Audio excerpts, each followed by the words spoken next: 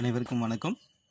இன்றைக்கி நம்ம வீடியோவில் பார்க்க போகிற கேள்வியானது சிஎஸ்ஐஆர் நெட் ஜூன் 2019 கேட்ட கேள்வி தான். அது question number 26 part B set A. என்ன கேள்வி அப்படின்றத இப்போ பார்க்கலாம். Let gn of x equal to nx divided by 1 plus n square x square. x belongs to close interval 0 to infinity. Which of the following is true? n tends to infinity. இதுதான் கேள்வி. இதுக்கான answer வந்து ஒரு 4 ஆப்ஷனில் கொடுத்துருக்காங்க. gn tends to infinity point wise but not uniform. Option B வந்து gn tends to 0 uniform. Option C வந்து gn tends to x all x belongs to closed interval 0 to infinity. Option D வந்து gn tends to x by 1 plus x square all x belongs to closed interval 0 to infinity. இதுதான் வந்து கேள்வி. இந்த கேள்விக்கு வந்து எந்த option correct அப்படின்றத இப்போ பார்க்கலாம். இப்படி பார்க்கறதுக்கு முன்னாடி நம்ம வந்து தெரிஞ்சிக்க வேண்டிய டெஃபினிஷன்ஸ் வந்து இதில் நிறைய இருக்குது. பாயிண்ட் வைஸ் அப்படின்னா என்ன அப்படின்றதையும் பார்க்கணும். அதே போல் யூனிஃபார்ம் கன்வர்ஜென்ஸ் அப்படின்னா என்னன்றதையும் பார்க்கணும். ஃபஸ்ட்டு பாயிண்ட் வைஸ் கன்வர்ஜென்ஸ் அப்படின்னா என்ன டெஃபினிஷன் அப்படின்றத பார்க்கலாம். Let D be a set of R and let Fn be a sequence of function defined on D. இப்போ ஆர்ன்றது ரியல் நம்பர்ஸ், அதில் ஒரு சப்செட் எடுக்கிறோம் D அப்படின்னு. Fnன்றது ஒரு ஃபங்க்ஷன், அது வந்து sequence of functions defined on D. We say that converges point wise. Point wise converges on Dன்னு சொல்ல போகிறோம். எப்போ அப்படின்னா if limit n tends to infinity fn of ax exists for each point x in D.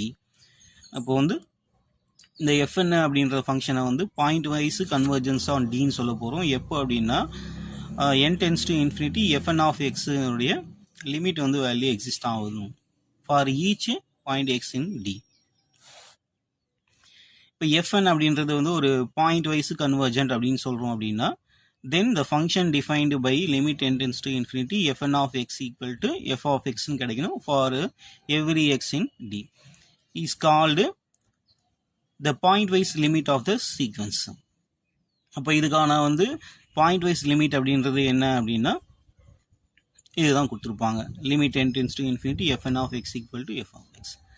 இந்த ரெண்டு definition நம்மளுக்கு தெரியணும். Point wise கன்வர்ஜென்ஸ்னால் என்ன, அதனுடைய பாயிண்ட் வைஸ் லிமிட்னா என்ன அப்படின்றது நம்மளுக்கு தெரியணும்.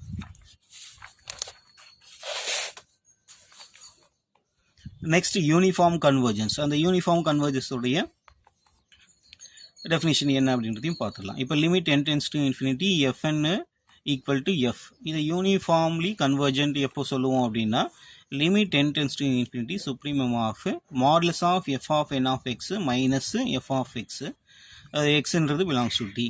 இதை லிமிட் நம்ம அப்ளை பண்ணும்போது 0ன்னு கிடைக்கணும். அப்படி கிடைச்சதுன்னா வந்து அது யூனிஃபார்ம் கன்வர்ஜஸ் அப்படின்னு சொல்லலாம்.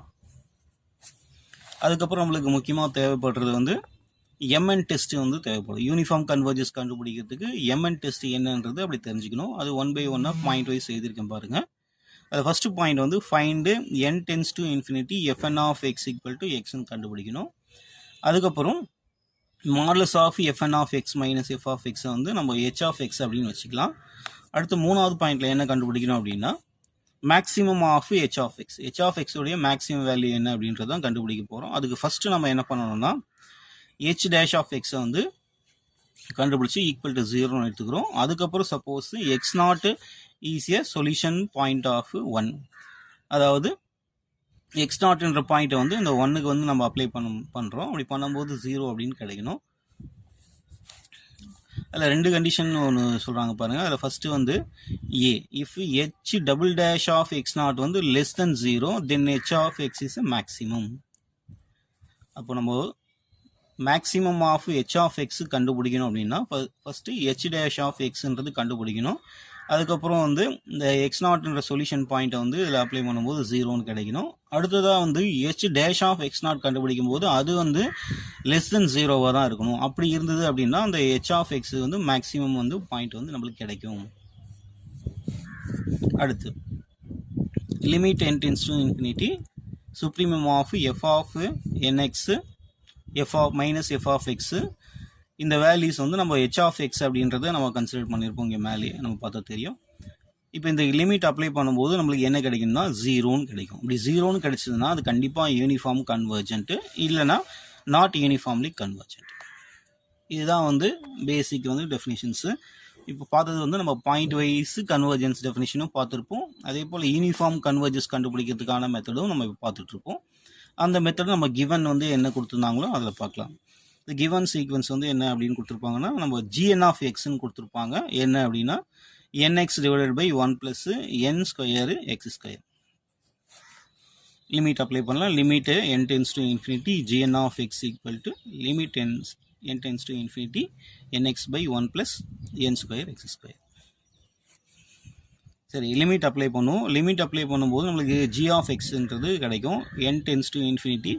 இதில் வந்து என்ன எழுதலாம் அப்படின்னா,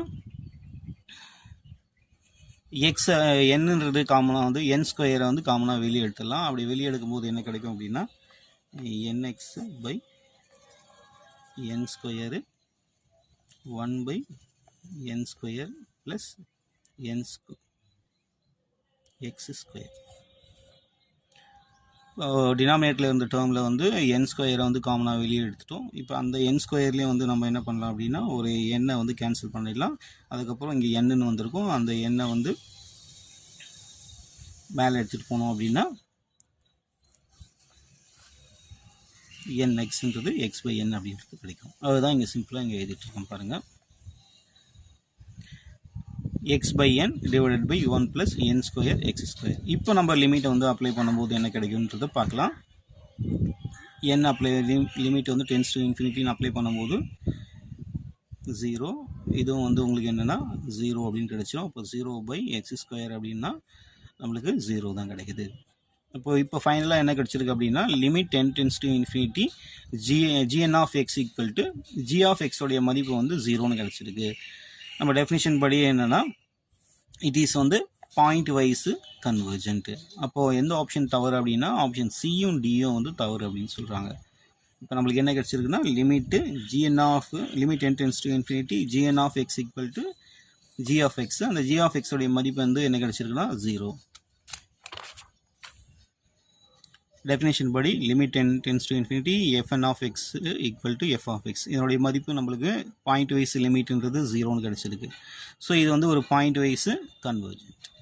ஏன்னா அதுக்கான டெஃபினேஷன் ஆப்ஷன் வந்து சிஎன்டியும் தவறு. ஏன்னா gn ஆஃப் எக்ஸ்ன்றது லிமிட் வந்து 0ன்னு வந்திருக்கு. ஆனால் இங்கே எக்ஸ்ன்னு கொடுத்துருப்பாங்க. அதே போல் ஆப்ஷன் டியில் எக்ஸ் பை 1 ப்ளஸ் எக்ஸ் ஸ்கொயர்னு கொடுத்துருப்பாங்க.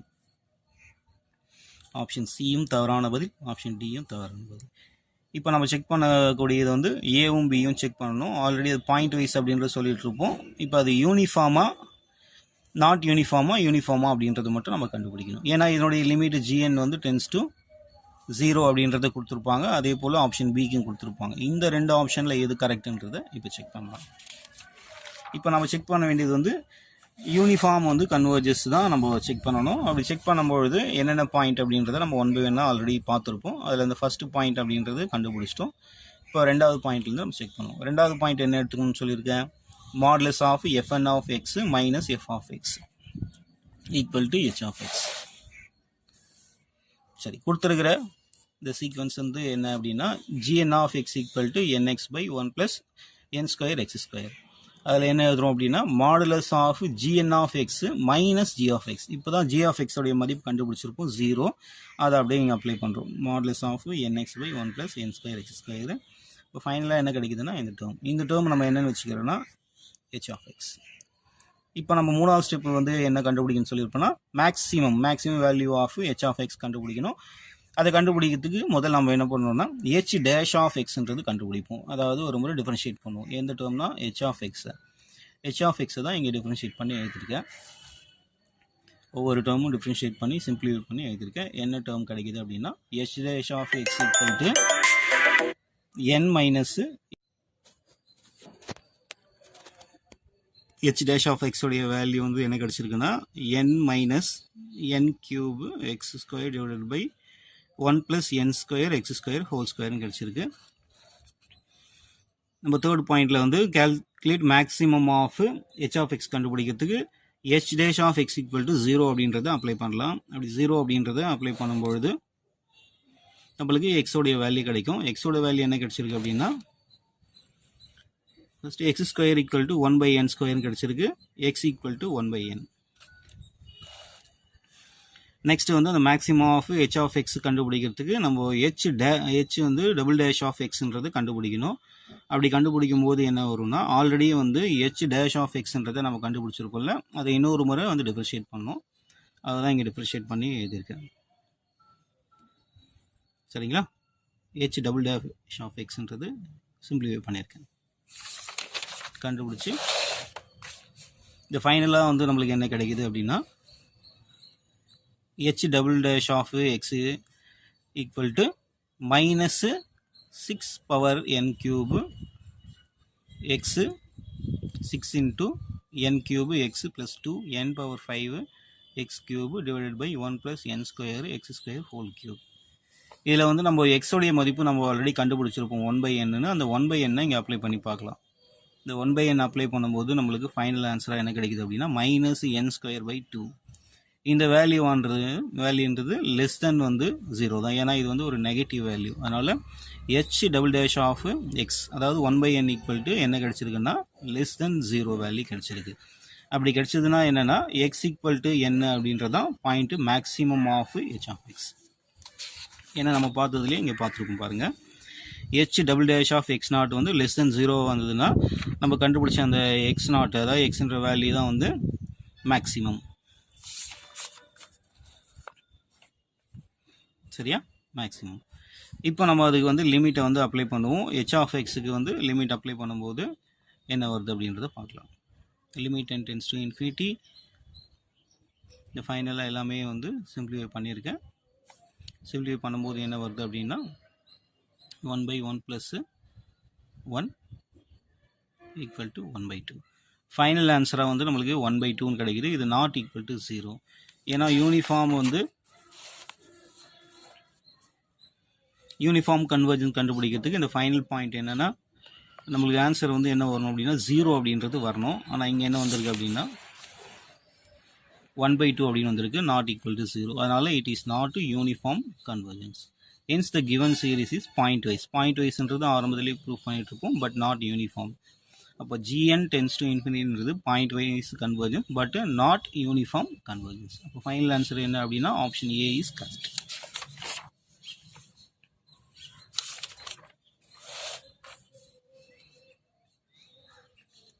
இது வந்து யூனிஃபார்ம் சொல்லியிருப்பாங்க, அதனால் ஆப்ஷன் பின்றது தவறானது.